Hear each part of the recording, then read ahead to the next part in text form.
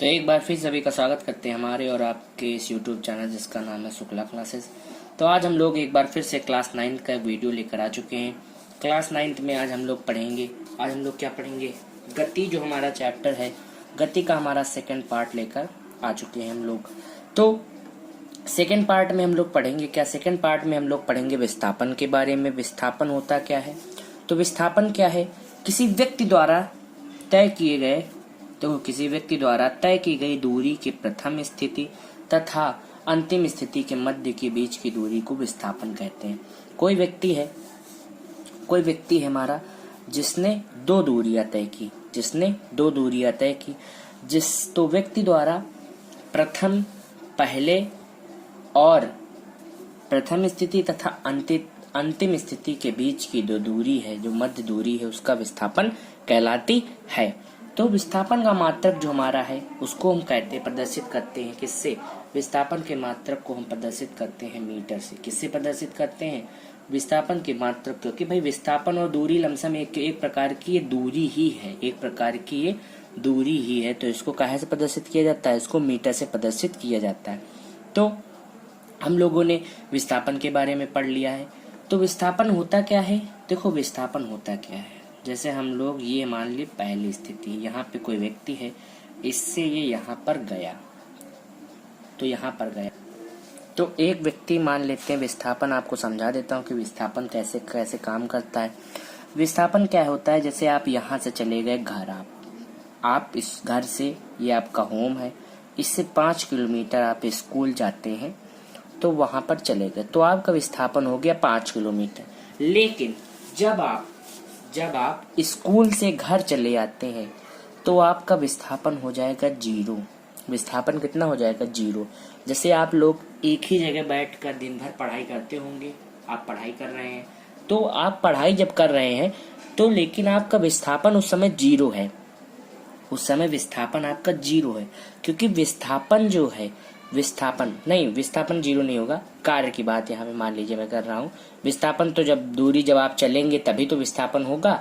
कार्य की बात कर रहे हैं, क्योंकि W बराबर F/S होता है ना, बल गुणे विस्थापन कार्य के बराबर होता है। तो वहां पर कार्य की बात है। अगर विस्थापन नहीं होगा तो कार्य की वैल्यू 0 हो जाएगी।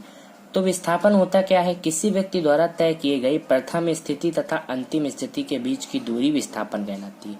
जैसे यहाँ से आप स्कूल चले गए और स्कूल से आप घर चले आए, तो कार्य आपने 0 किया, विस्थापन आपने, जैसे यहाँ से यहाँ इनके बीच की दूरी 5 किलोमीटर है, तो आपका विस्थापन हो गया 5 किलोमीटर। अगला हमारा आता है वेग। क्या होता है? तो वेग के लिए पहले हम एक सूत्र पढ़ेंगे, वेग बराबर विस्थापन बटे समय। तो वेग बराबर विस्थापन बटे समय, तो यहाँ से हम डिफिनीशन निकालेंगे। यदि हम समय को 1 सेकंड कर दें तो वेग की वैल्यू विस्थापन के बराबर आ जाएगी। इसका मतलब क्या है? एकांक समय में तय किया गया विस्थापन ही वेग कहलाता है। इसका मतलब क्या हुआ? एकांक समय में तय किया गया विस्थापन ही वेग कहलाता है। तो इसका मात्रक हम लोग निकालेंगे। वेग, विस्थापन का मात्रक होता है मीटर और वेग का मात्रक होता है सेकंड। तो इसका मात्रक क्या हो जाएगा? मीटर पर सेकंड। या फिर इसकी एक डिफिनीशन और हम लिख सकते हैं, विस्थापन की समय दर को वेग कहते हैं।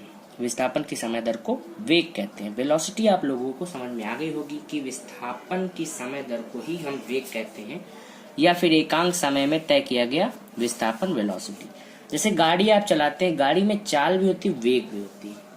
तो वेलोसिटी, जैसे आप लोगों ने गेंद की वेलोसिटी जानी होगी, एक प्रकार से ये स्पीड आप लोग कह लीजिए इसको, एक प्रकार से क्या कह लीजिए आप लोग, स्पीड भी कह सकते हैं। गेंद की वेलोसिटी आप लोग जानते होंगे, जब बॉलर गेंद कराता है। वेलोसिटी के बाद अब हम लोग एक्सेलरेशन, त्वरण की बात करते हैं। त्वरण होता क्या है, इसकी बात कर लेते हैं।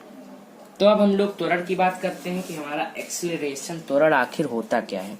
तो त्वरण हमारा होता है वेग परिवर्तन। त्वरण का फार्मूला हम लोग निकालेंगे, वेग परिवर्तन बटा समय। तो अब इसकी डिफिनीशन कैसे लिखेंगे? तो बच्चा लोगों को डिफिनीशन यहीं से आप बनाना सीखिए। वेग परिवर्तन की समय दर को ही त्वरण कहते हैं। वेग परिवर्तन की समय दर को क्या कहते हैं?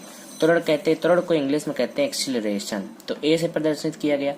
वेग परिवर्तन, वेग को v से प्रदर्शित करते हैं, परिवर्तन में डेल्टा लगा दिया जाता है, बटे समय। तो इसका मात्रक आप लोग निकाल ही सकते हैं। वेग का मात्रक मीटर पर सेकंड होता है और समय का मात्रक सेकंड होता है।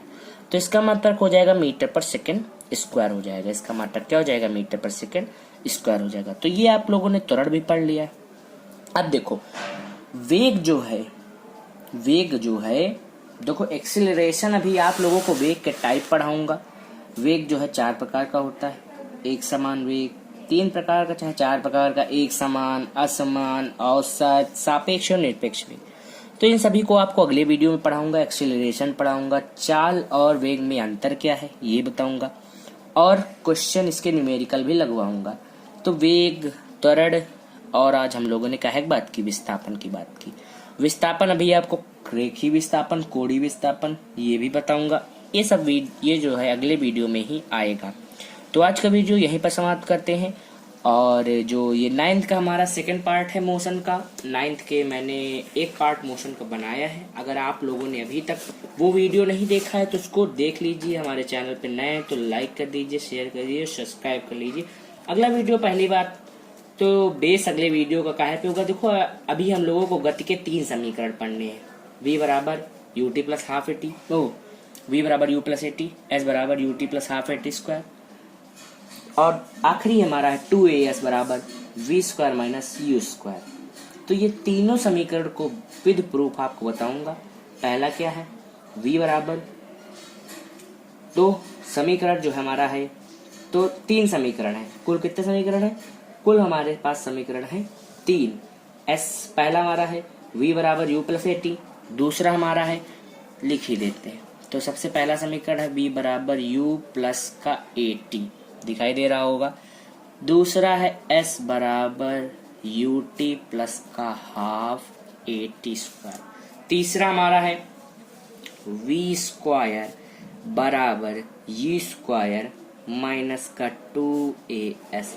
इन सभी के विद प्रूफ अगले वीडियो में, विद प्रूफ आपको वीडियो मिल जाएगा। तो ये वीडियो यहीं पर रहता है। चैनल पर नए हैं तो like and share and subscribe कर लीजिए।